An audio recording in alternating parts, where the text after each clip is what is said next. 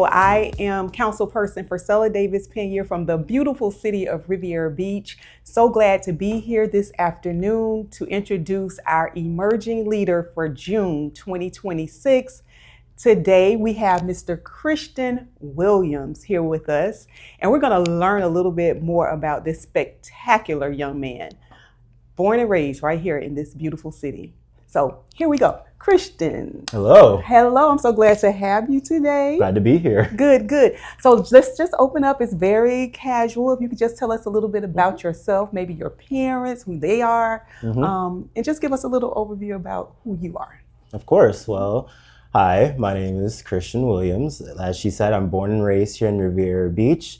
I come from the amazing parents of Renique Williams and Zelda Williams. They have given me a lot of knowledge on how to manage myself as a person raised in Riviera and to just grow into a young man in general. So I'm very, very, very happy to be part of such a awesome household. I know that's right. That's important. Family is important. The support is always necessary. And so I know your parents, and I applaud what they did as far as parenting you and making you the young man that you are. So I'm very proud of you and them.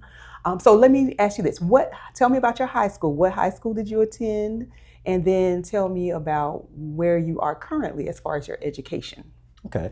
So I had attended Suncoast High School, and I got a diploma in math, science, and engineering. And now I am currently attending University of Florida, or also known as UF.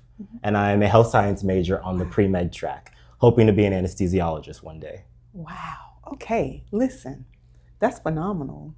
I know you have had a great year at UF. This is your first year? Was this your first year? Or are you going into your second year? Was last year your first year? Oh, I'm going into my fourth year at UF. I'm going to be a senior. Oh my goodness. Wow.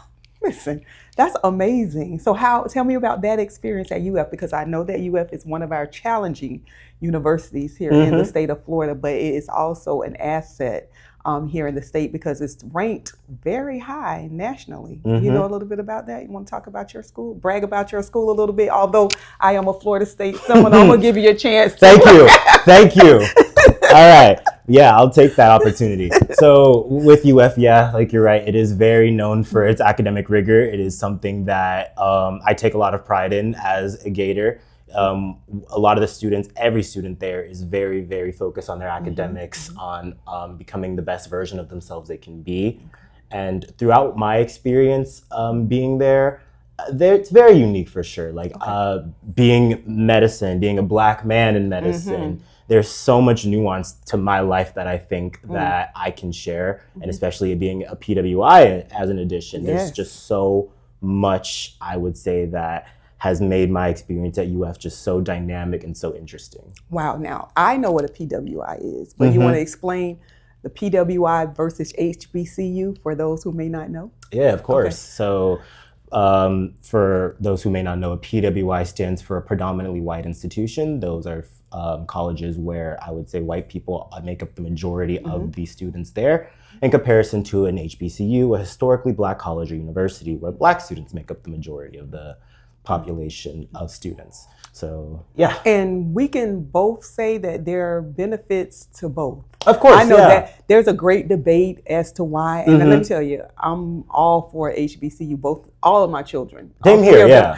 went to HBCUs, and that was their choice. They got into PWIs and some rigorous ones and competitive ones, but they just wanted that experience. So all of us have different experiences. I told you I went to Florida State University. For me, it was about who was going to give me the most scholarship money at that Same point. Here. You know, so you know, you just pick and choose based on what is best for your family at the time. And sometimes you have to sacrifice one thing over the other. I may have wanted to go to an HBCU deep down, but I really did have to go where I was offered the most, financial aid and scholarships and grants.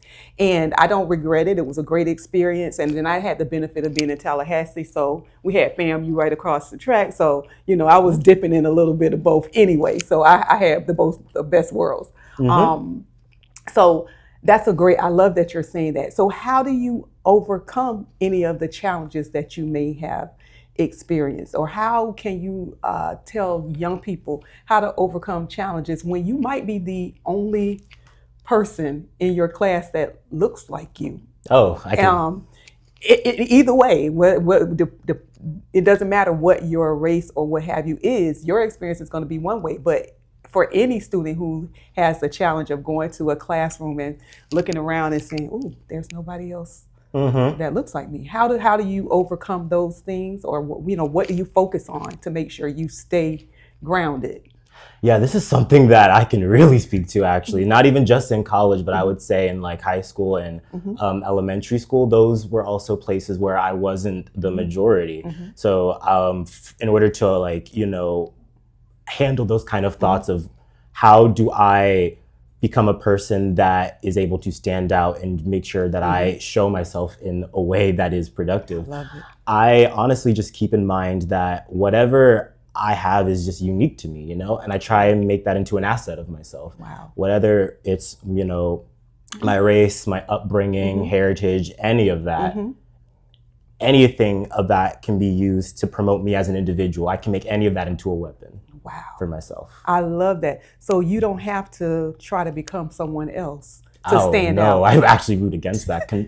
No, do not. In no way, I think, should someone have to conform to a standard that doesn't represent themselves at all. When I tell you that statement is not just for young people, but also for adults, because sometimes we go into a workforce, we go into an office, we go into a company, and we're not necessarily represented. And so sometimes it's trying to find where you fit in. Create your space, but let it be you. Exactly. Be the representation, be the change. Yes, I love it. I love it. That's so inspiring.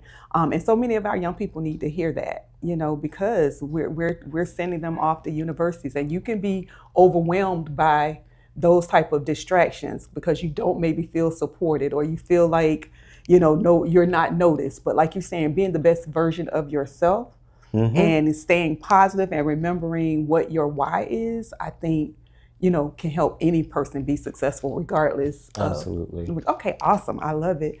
Okay, so tell me some of the things that you do as far as community service, and then make sure you talk about the ABLES program, because I thought that was phenomenal. So tell us a little bit about either what you did like when you were here in high school and now what you're doing, and then of course, like I said, about the ABLES program.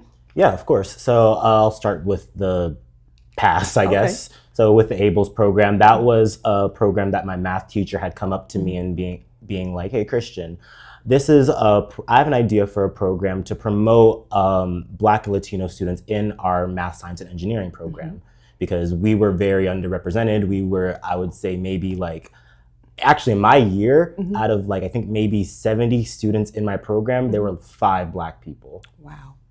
So we were definitely the minority, to say. And she came up to me and was like, "I want you to try and start a program that influences people to have a community, show that there's people in your space, in your corner, in this program." So I had started that. I had conducted meetings monthly to bi-weekly, and then it turned to weekly, became more and more frequent. And then it just honestly became such an awesome, I would say, club that made people feel very represented, almost like and a support group, right? I love that.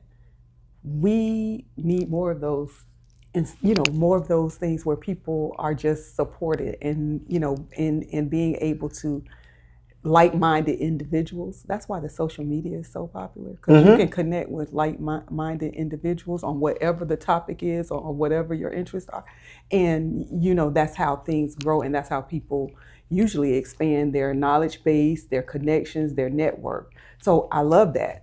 And so you felt like it was very effective. I do, yeah. Awesome. And is that still carried on at the school? Do they still have that? Not sure, actually, because I don't know if there was someone who had wanted to take it. I just know that by the time I graduated, I left. Right. I got you. Go to the next one. Right. But I hope it is. Right. Well, I hope it is too. See, that might be something you want to follow up on, so you can nudge someone into maybe doing that. All right. And then, so any other community service that you really were involved in? I know you do a lot with Jack and Jill. Yes, that was one. Jack and Jill of America. They always talk about how the mothers of Jack and Jill always want to promote their children to be good Black representation, not only just in Palm Beach County. That was what my chapter was focused in, but also throughout Florida, throughout the country. There was a conference I had attended a few years ago to meet people from all over the country. And it was so nice to see so many people who had dreams to aspire and just be just so big to themselves and just want to really just make a name for themselves in whatever field. Right, and I love it because I'm sure with Jack and Jill and any other program that, we just want you to be the best that you could be and not limit yourselves. And I think that's the message that I try to get out to young people. Do not limit yourself based on where you are now, your surroundings, what you've gone through. Like, use today to catapult you into your next level. Like, just always stay motivated, always look for more. And I love that. So what about with Kappa League? Were you a Kappa League? I was. Okay, all right. You have any aspirations while you're at UF, or are you too busy trying to become that anesthesiologist? So yeah, with Kappa League, unfortunately, it did stop once I entered college, because pledging, it takes a lot of dedication. I have respect for anyone who is in D9. You did your thing. You did. But with Kappa League, what I did, it was really awesome to be part of like a brotherhood and see people again who look like me, think more similarly the way I do, in order to again push a positive image for ourselves and be a group of people that other young men could look up to at that time. And I do not regret it at all. And I love that because I think it builds a level of confidence as well in our young people. I applaud, I'm like you, I applaud all the D9 that have their youth groups, their Delta gyms. We have our 20 Pearls, you all have Kappa League, you have the Omega Lamplighters, the Sigmas have their group. And I'm sure the Zetas and Sigma Gamma Rhos also have their groups, but I think it's so important for us to kind of get our young people involved so that they can experience, just being around people, having that mentorship, and also introducing them to the Divine Nine before they get to college. Yes. I think that's important, because sometimes that is a motivating factor. Like, okay, if I go to college, I'll be able to do that. So that's great. All right, so let me ask you this. What is your best advice that you have for our young people that are watching this video? And how do you describe success? What does success look like to you, and how do you motivate? What do you tell the young people? Okay. Yeah. So success is a very relative thing. What I may consider success may not be what you consider success, or what may Councilwoman Panier consider success. It's all different. But for whatever you may consider success and how you want to achieve that, I would say that my best advice is consistency is key. Yeah, you're not going to wake up and be the best at what you want to do. Not one day, you sure? Unfortunately not, no. And it may not take a day, it may not take a week, it may not take a month, it may not take a year. Oh my God. It may take a long time. This is coming from someone who's pre-med. For real, right. So I know, trust me. But I just want to know, like you said, basically remembering your why, discovering your why. That is what I think is a big reason of why it's important to be consistent, because of what you want to do with it and why you're doing it.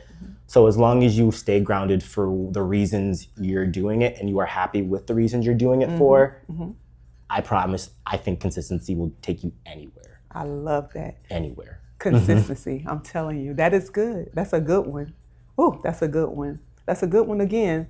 For young people and for adults, just staying consistent, setting that goal and not getting off track. And if you do, get back up and start over again. Exactly. That's it. Not giving up. I love that. So consistency is key. So now, let me ask you this: voting. Tell me what are your thoughts about voting? How important or unimportant is it to you? And then I will follow up with a question after that. Okay. Yeah. I think voting is a very, very important part, because, I mean, we all know about like the general election where you vote for the president of the United States. But there's also so many other parts of it. There's the regional elections, there's city elections, there's town elections. There's so many different levels of elections that I think people ignore, and I think it's honestly confusing because I would say the lower levels are the ones that impact people the most. Okay. Honestly, All right, the ones that are closer to you, like your local ones, exactly. right? So I am all for voting. I'm all for making your voice heard so that you are able to initiate change in the way that you want to see fit, for sure. So how do you think, what are some things that we can do to attract more voters, especially the young people? What are some ways that we can get them engaged in the voting process? What are some ideas that you think? So I definitely think changing mindset is a big one. I would say, I mean, my generation is very, like you said, social media, technology. And I think a big reason of social media is that it's big on shock value. So I think that deters people from being like, you hear the sayings of, oh, I don't vote. Oh, I'm independent. Or, oh, like, I just think politics is too much because social media and things like that causes the drama. And I would say in order to, change that mindset or change, I would say, the fear of voting, we need to show that politics is something that can be embraced because I'll be honest, politics can get very underhanded. There's smear campaigns where people get their images tarnished. There are people who use hate speech. There's people who use, like, unfortunately, that violence, like things like that. So I would say in order to, assuage those kind of fears, it's necessary that we introduce politics as something that can be honorable. Wow. Ooh, and that's, all of us have a part of that. Absolutely, all and of us. And especially we as leaders, we definitely have a part of that. And I think that is key. And I think that's how we get not only people engaged in voting, but just engaged in government, period. Because that's why a lot of people say they don't come to meetings, they don't do this because of what they see and how things are portrayed. And there's a trust that, is sometimes lacking, which, like you said, causes people not to be engaged to vote, because why will I vote? It doesn't matter anyway. So we have to really change that. And so that's a challenge, but we got to get, our people more involved in this voting process. And some of them start as early as August, so we don't have a lot of time. So I encourage all of our college students to make sure that you register, make sure you request your vote by mail ballot, make sure you look and make sure your status is what you think it is. And we need everybody engaged, starting in August on out. So I appreciate that that insight on the voting and how your perspective, especially as a young voter. I appreciate that. All right. So listen, we are so excited that you were able to be here. I'm glad I was able to catch you while you were on your college vacation. Not really vacation, because what are you doing right now? An intern, right? Yeah, I'm interning at a clinical office, at an internal medicine office, shadowing. I think I've shadowed doctors, nurses, all the professions, and everyone has been so kind to me and I've learned so much. Tell me what a shadowing is, because I think that's important. A lot of our students would benefit from that, because sometimes you think you want to be in this profession, but if you get to shadow a person that's doing that job, sometimes you realize maybe this is not for me at all. Yes. So tell me why you think career shadowing is important. Benefit you? How did it benefit you? Yeah, honestly, I think it's a big reason why I'm so solidified in medicine and why I want to take this career path. Because even though, yes, it's necessary for applications, it also makes sure that the people who genuinely want to do this profession are doing it for the right reasons and doing it out of passion rather than out of some type of maybe command or some type of external reason that isn't true to them. So it doesn't not even medicine. It could be anything, engineering, the arts, whatever. So I definitely appreciate shadowing just as an aspect for whatever profession people may want to go into. That's awesome. We used to do that at Palm Beach State when I was a career advisor. We had a list of all of the alum at Palm Beach State in different fields, and we would link students up to go shadow a person in their career field of interest for a day, or sometimes it was 2 days. But it was such a great experience for our students, because like I said, a lot of them were able to say, I might need to do a career change, I think I want to shift my major to this, and all of that is important. So I'm so glad that you're getting that experience, but we're glad that you were able to come and be our emerging leader for June 2026. We are extremely proud of you, Christian. We know that you are excelling at UF in Gainesville, and we know that you are representing Riviera Beach in a big way. And so we expect to hear great things for you, about you. We hope that you will be our anesthesiologist in the future. Of course, yeah. And so now we were going to say goodbye to Dr. Christian Williams. Again, our emerging leader in the beautiful city of Riviera Beach. If you have someone that you want to nominate, please visit the website, Councilperson Davis Panier, District 5. The Emerging Leaders nomination form is there, and we are looking for young people ages 6 to 26. So refer a friend, nominate your child, community leader, anybody that you know that's doing great things in the community. Once again, thank you, Riviera Beach, for inviting us into your space. See you next time. Bye.